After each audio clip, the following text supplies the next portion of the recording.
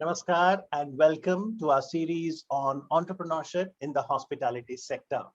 They say financial freedom is an important part of self-care. And in today's episode, we're discussing how do we manage finances as an entrepreneur? And to help us understand this topic better, I'm joined by three young entrepreneurs. Please welcome Ishan Dafaria. He's a certified financial analyst. We have with us Hi. Prerna Agarwal, chartered accountant, and Ayush Singh, hospitality professional. A very warm welcome to all of you. Ishan, let me begin by asking you, since you run a venture, Smart Bull, first and foremost, apprise our viewers as an entrepreneur, why is it essential to manage personal finances in addition to the business finances? Okay.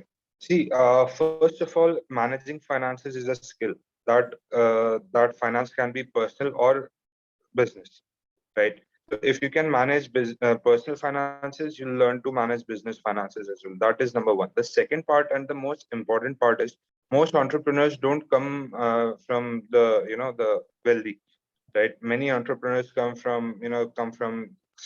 they start from scratch. So in when you're bootstrapping, you need to have your priorities right, where you want to put your money in. Would you rather just spend it somewhere on a momentary delight, or would you rather invest it in your own dream? So that way, I think it is very important. Uh, you can manage your personal finances so that you can give the maximum out to your own dream on your own startup. So that is why I think it is very crucial for people, especially entrepreneurs, to have a very strong hold on their personal financial management. Okay, I think that's a very important point that Ishan makes, that we all have some money coming to us. How do I manage my expenditure so that I can probably invest in my dream? And every entrepreneur has a dream to fulfill. Prerna Agarwal, how do you see the importance of this topic? That we need to distinguish personal finances vis-a-vis business finances when we become an entrepreneur. Yes, as rightly addressed by Ishan, that it is very important. And the first step that I would like to give, that a person can have a separate bank account for a person to manage the personal finances, to manage personal cash flows and business cash flows. So that should be the first step, right? And yeah, so this topic, and actually, if I talk about the dream, definitely a lot of money, calculated risk has to be taken, so that money is just not coming from one source of income, but how we can achieve our dream. So I believe that, personally believe that achieving a dream is a destination, but there could be several vehicles in reaching to that dream. So having one business is one vehicle, while we can also diversify into multiple aspects or multiple investments so that we can reach to our ultimate goal. Absolutely. Ayush Singh, they say do the 9 to 5 p.m. job to pay your bills and have a side hustle, say 6 to 10 p.m. to build your legacy. Do you think in the new India, we are having more and more youngsters take to entrepreneurship, and therefore studying and managing personal finances assumes importance? Right, so as you rightly said that 9 to 5 is a job, but after 5, what do you do? I think people who really do work after 5 on their own dreams are really passionate and very, very motivated. I think side hustle is one thing where, entrepreneurship is something that everyone should do. It teaches you a lot of, grit. You have so much learning. You learn every day. You have so much failure, but if you don't fail, you won't learn. So what I feel is everyone in the age of 20, they should really have a side income, basically a side hustle, whether it can be selling shoes online, selling clothes online, even creating content. These days we have so much of social media, Instagram, YouTube. People earn lakhs of money from YouTube. People can start a YouTube channel. So there are a lot of ways to start a side hustle. I think people should invest the time in starting a side hustle. But do you think, Ishan, is personal finance taught in schools? And if no, then from where does entrepreneur start? We hear all these words: budgeting, savings, income, expenditure. Is it important to learn personal finances in a structured manner, or you learn on the way? Hey, first, to answer the first part, unfortunately, no, our education system doesn't cover the financial literacy aspect of it all, which is something personally I feel that it's a very sad thing, because no matter what profession you are in, like uh, you can be a CA, you can be a chef, you can be anything in the world, but at the end of the day, the entire thing boils down to money, right? That is why you work, right? So then in that case, managing that money is also important, right? We study physics, chemistry, biology, maths, but then personal finance, how to manage it, how to manage taxation, investments, what kind of savings do you need, how much savings do you need. I think this is something which needs to be taught at a very elementary level, number one. And I think to coming to the second part, yes, people mostly pick it up on their way or from their family members. If there are many parents who are aware, who teach their children from a very young age the prospects and the skill to budget their pocket money, for example. So I think, and that is also one of the reasons I think a lot of startups fail in the very initial stages itself, because people fail to manage the budget, or people fail to take into account the costing and the entire financial aspect of it. Okay, So yes, those who that's an important point. I'd like to reiterate that one of the reasons why many startups fail, as Ishan points out, is lack of understanding of finances. right. Yes, Prerna? Samit, I would like to add what Ishan was saying, right? So exactly, no financial education or financial quotient is being taught in our schools, or it is not part of a curriculum, right? That is why we fail to understand the actual definition of what assets and liabilities should be, right? Me being a CA, I can easily classify buying a house property as an asset. But if we really read it in terms of finance, uh, if the asset is bought, but then I'm just spending on it by way of interest, by way of maintaining it. So it becomes a liability because it is not giving me returns. But if the same asset or if the same house property is given on a rent and we are generating a rental income out of it, and that rental income exceeds our expenses on it, then I believe that is real definition of an asset. So definition is correctly taught, but I believe the categorization we have been doing so that is only in the terms of accounting but not in the terms of managing the finances. So one should understand the difference between the asset and liabilities. Okay, so you're That's from saying, my side. Prerna, that it's not necessary as a rule of thumb that if I own a house property, I show it as an asset. This is not necessary that a house property is an asset because I'm not generating any finance out of it.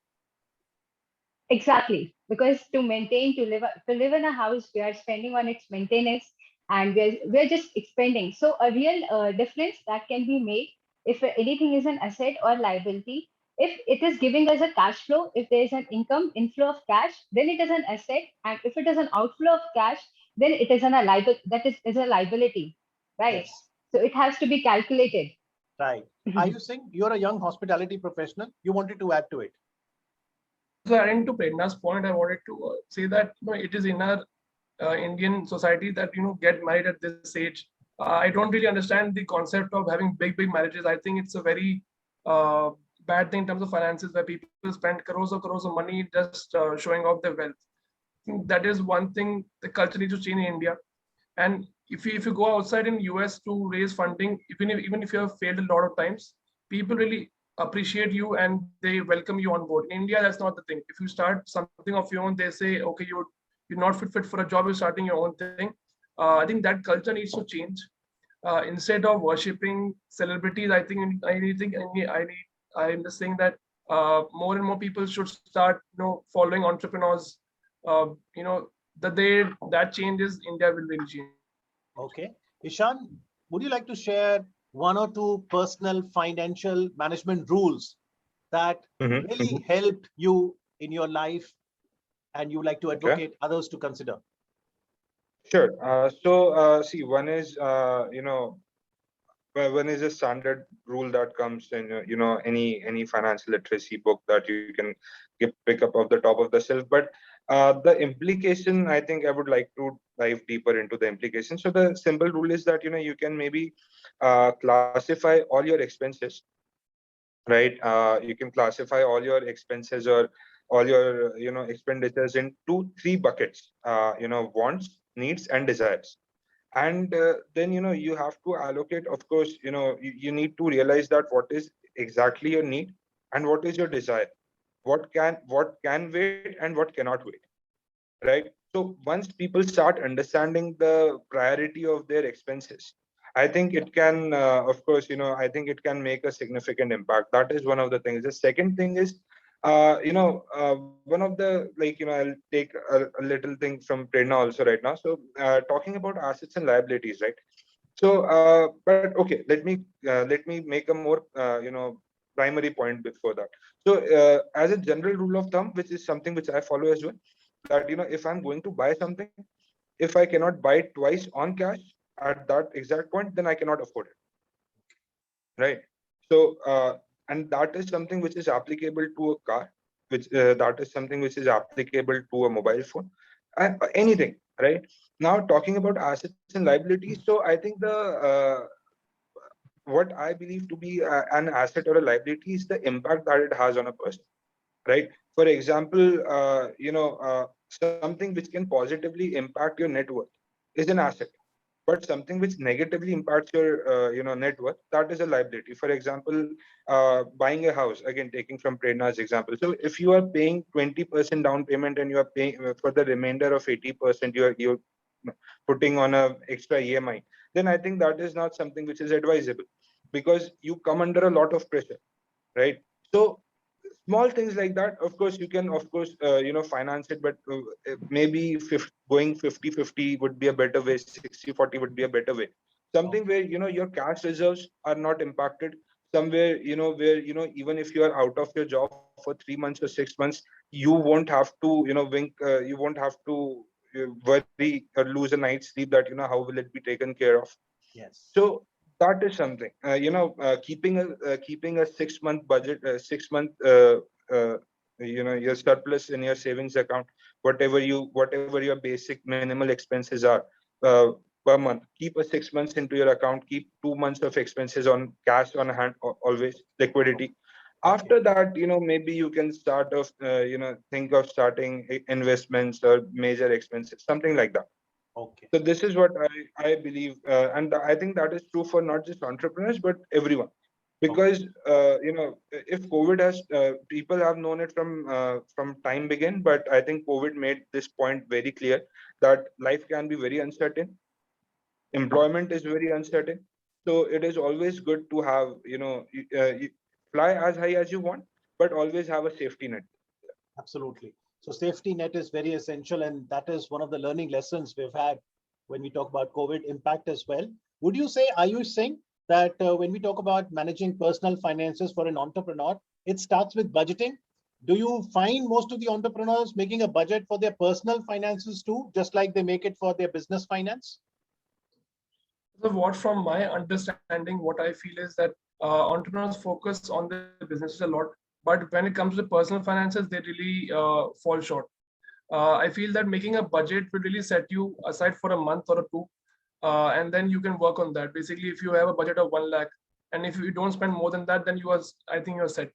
I think making a budget really have gives a person edge in planning, and I think it also gives them a mental peace of mind. Prerna, there's a saying that you don't get rich by working overtime. You become rich by making your money work for you.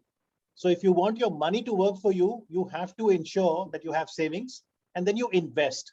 How do you push that you do the right set of investments for your personal finances? Rightly said that we cannot just by saving, and we cannot be rich just by saving. And so that how can we invest? Can you just repeat the last part of the question once again? I just missed on So it. if you look at this cycle that I'm showing the viewers now, this is the cycle of wealth creation. We're saying incomes will Hmm. happen because of skills, then make a budget to ensure that you know your income and expenses, and then you have savings. Once you have savings, you need to invest. How will you encourage that entrepreneurs endorse investment in personal finances? And what could be the avenues where they could invest? Okay. So, investments for the personal finances, certain avenues that could be like RECEP, systematic investment planning, and which is like a person thinks that if I just be, it can give accumulated and compounded result, right, over the period of time that we might not be able to see today, but over the period of time, just give humongous results or humongous savings, right? And then it's very important to even understand what are the investment avenues trending, right? We need to study and read research about the trending investments. Also follow the successful people, right? For example, these time today's time silver is going low, so silver could be one investment avenue for these days, right? And this that could be a profitable thing. And obviously, there has to be a diversified.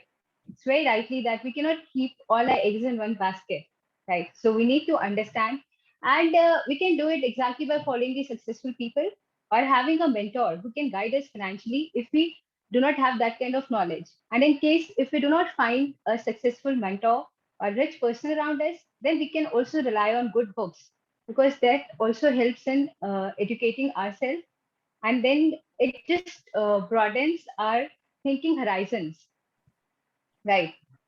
Absolutely. Ishan, since your venture Smart Bull, you do provide advisory services. At the same time, education is also important part of it. So can you Right. guide in some basic sense that when we have so many asset classes where one could invest, how do we understand those asset classes? Like Prerna says, there could be a commodity like a silver or gold. You have real estate, you have Right. fixed deposits. How do we build our understanding? Right. So, the first thing that I would like to add is that, I think the biggest reason people don't invest in the stock markets or in, a lot of things is either fear or lack of knowledge, right? Fear is a key thing because we have been told by our elders, most of at least, the generation that was 20 to 25 years ago, they have been talking about how share markets and everything is a gamble, right? And it shows you a dream and then it takes everything away from you. So I think education is a very important thing, number one, and I think that is what is also needed for the understanding the investment avenues part. So every investor is different, right? For example, let's compare two people, somebody who's 25, 26 years of age, or maybe Ayush's age, for example, right? His parents are working, he's not married, he doesn't have any debt. So his risk tolerance goes very high. On the other hand, if we compare, say, a 45 or a 50-year-old person who's married, who has kids, they are going to school, he has a house loan, so his risk tolerance automatically becomes low. So that is these are a very, very broad examples, of course, but when you deep dive, there are a lot of things that a person needs to take into account when they are deciding on which investments they should go to. Thankfully, being a very advanced economy in terms of asset classes, India has an n number of options, right? There are risk-free investments to high-risk investments, and everything in between. So I think understanding one's own goals, goals behind investing, that is number one. The risk capacity that they have, of course, they're taking into account the dependence that they have on them, the liquidity constraints that they have, their overall income, and then of course their return requirements that they can understand, and then there are others like liquidity requirements as well. So once a person takes into account all of these things, I think he will be able to take a very informed decision as to where he can invest on. And of course, then as Prerna said, like you can read books. Once you have an understanding of yourself as to what kind of securities you're looking at, you can always read books, talk to an advisor, find a mentor. But I think the best way to go about it is either finding a mentor or talking to an advisor, Prerna, because any? real. Yes. Prerna, any specific books you like to recommend for the viewers? Yeah, sure, Amit. So I've read few books of which I would like. That is, one is my all-time favorite, that is Rich Dad Poor Dad, and then other is Secrets of the Millennium Mindset. And also, I believe that managing finances is a part of a habit, right? And these days, I'm reading a book called Atomic Habits, which could be another very good read, just not about managing personal finances, but this can address in managing and cultivating any good habit in our life. And Ayush, if young entrepreneurs watching this program would like to seek advice, how can they reach you? So they can reach us out on our email abstract.think@gmail.com. Also, they can reach us out on Instagram. We recently started the Instagram page. We post content thrice a week.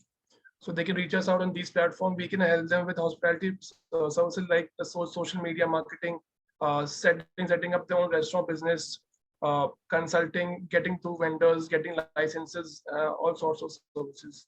And you were wanting to add to what Prerna was saying. This book I'm reading right now is called The Psychology of Money. I feel reading books won't really do anything for you unless you don't apply it. So I've seen a lot of people read a lot of self-help books, but they don't apply in their life. So reading books is one part, but reading it properly and then applying it that in your life is more important. So that is my advice to the new generation, and the generation I feel is much more smarter than us. They are much more tech savvy. I think they can do wonders if given the right path and given the right direction. That is my advice to the younger generation. So Ishan, when clients come to you, what kind of simple advice do they seek? What questions do they ask in terms of management of their personal finances? So mostly I don't get a lot of personal finance questions from my clients. Mostly it is related to stock markets. But then again, a couple of them have asked. So basis on their age and their risk profile. So I told them that, see, it's starting from a broad perspective. So, you should always know what amount, see, as Prerna said, right, you don't put all your eggs into one basket. So then, how do you diversify? So a person who has higher risk tolerance, for example, I would always ask them to go into equities. A person who has slightly lower risk tolerance, I would ask them to go for mutual funds. A person who has a very low risk tolerance, that is some person I would ask them to either go to, bank FDs or PPFs or government schemes that carry, very, very little. And apart from that, there is one rule that I always tell everyone that, at least 25% of your income, monthly income, right, should go into either savings or investments, at least 25%. Because that is that kind of discipline, that is the kind of discipline that you need if you want to build long-term wealth. Okay. So in the last round, let's quickly recap all the learnings that you have shared. Right. One, of course, is that make sure that we discuss about managing personal finances, and we need to probably separate personal finances from business finances. So like was suggested, have a separate bank account. Then Ishan, would you say it's income minus expenditure is equal to savings, or better, income minus savings is equal to expenditure? You think take the savings out first and then expense? Latter, always the latter. Always, that's what I said, 25% savings straight up. Absolutely. And the other part, Ishan said that make sure you know your wants, your desires, and your needs. It's essential to segregate them. What are the other factors, Prerna, that you would like to recap so that people understand this issue better? So there have been avenues about where we can invest, as you also shared a slide about it. They can be fixed asset, fixed deposits, or SIP, then tax planning, going into commodity investments. Right, so that could be investment avenues, and then going for the books, right, and implementing, and always be active and open to the various opportunities coming to your way. It is very important. One should not be rigid. Like as I could see there was a slide about the skills, but I personally believe that one person might lack a certain skill at a certain age. But if the goal is very clear, if the dream is very clear where they want to reach, a skill can be acquired to reach that goal. A skill can be learned if the destination is clear. So one should be open to learn as well. If one is very rigid and believes that they know everything and have studied enough, then I personally believe that growth might stop.